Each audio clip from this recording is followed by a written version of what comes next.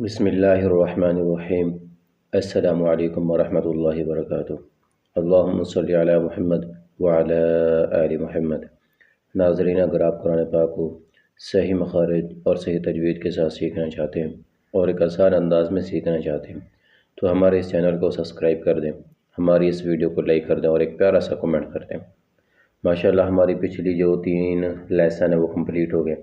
آج ہمارے یہ چوتھا لیسن ہے پڑھی حرکات کے بارے میں۔ اور آپ سب حضرات کو ماشاءاللہ معلوم ہوگا کہ ہمارا جو طریقہ ہے، انداز ہے، وہ یہ ہے کہ پہلے ہم جو ہے جس تختی کو شروع کرنا چاہ رہے ہوتے ہیں اس سے پہلے ہم جو ہے اس کی بنیادی چیزوں کو جو ہے وہ تھوڑا پڑھ لیتے ہیں، جو اس کی لازمی اور ضروری ہیں وہ پڑھ لیتے ہیں۔ اس کے بعد پھر ہم جو ہے وہ اس تختی پہ جا کے مشق بھی کرتے ہیں اور سبق بھی پڑھتے ہیں۔ تو جو بھی حضرات ہمارے اس چینل پہ نیا ہیں ان سب سے گزارش ہے کہ ہمارے اس چینل کو سبسکرائب کر دیں۔ تو چلیں شروع کرتے ہیں اپنی اس سبق کو ماشاءاللہ۔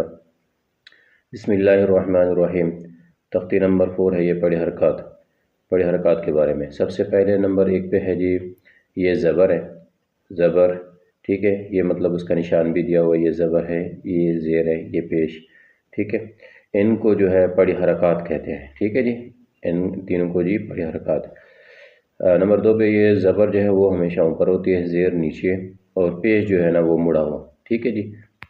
اچھا جی، پڑھی حرکات جو ہے نا یہ زبر زیر پیش، ٹھیک ہے، ان کو جو پڑھی حرکات کہتے ہیں ان کو نہ ہم جو ہے وہ کھینچ کر پڑھیں گے اور نہ ہی ان کو جھٹکا دے کے پڑھیں گے، بلکہ ایک نرمی کے انداز سے پڑھیں گے، ٹھیک ہے۔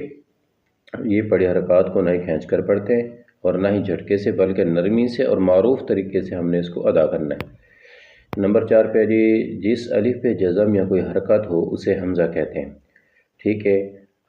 جیسے خالی الف ہے، ٹھیک ہے، اب اس پہ جب الف پہ کوئی جزم یا حرکت آ جائے تو وہ پھر الف الف نہیں رہے گا، بلکہ وہ کیا کہلائے گا جی، وہ حمزہ کہلائے گا۔ یہ اس کی مثالیں دی ہوئی ہیں، ٹھیک ہے۔ یہ خالی الف، اس کے اوپر یہ جو جزم آ جائے یا حمزہ آ جائے یا حرکت آ جائے، ٹھیک ہے، وہ پھر حمزہ کہلائے گا۔ جیسے یہ الف ہے، اس کے اوپر زبر آ گئی تو یہ حمزہ کہلائے گا، ٹھیک ہے۔ اس کے بعد نمبر 5 پہ جی حرکت والے حرف کو متحرک کہتے ہیں۔ جس حرف پر بھی کوئی حرکت آ گئی تو وہ حرف جو ہے وہ متحرک کہلائے گا، ٹھیک ہے جی۔ اور آگے اس میں یہ چیز ہے کہ ہم نے اس تختی کی جو ہے نا خوب سے خوب مشق کرنی ہے، ٹھیک ہے جی۔ دائیں سے بائیں، بائیں سے دائیں، ٹھیک ہے، اوپر سے نیچے، مطلب اس کو خوب، یعنی کہ پچھلی جو 3 تختے ہیں اور اس کی تو ابھی ہم نے بنیادی چیزیں پڑھی ہیں، ٹھیک ہے۔ تو جب ہم اس کو اگلے سبق میں ماشاءاللہ شروع کریں گے تو ہم نے اس کی خوب سے خوب مشق کرنی ہے، ٹھیک ہے جی۔ اپنا بہت سارا خیال رکھیے گا، ملتے ہیں اگلے سبق میں، تب تک کے لیے اللہ حافظ۔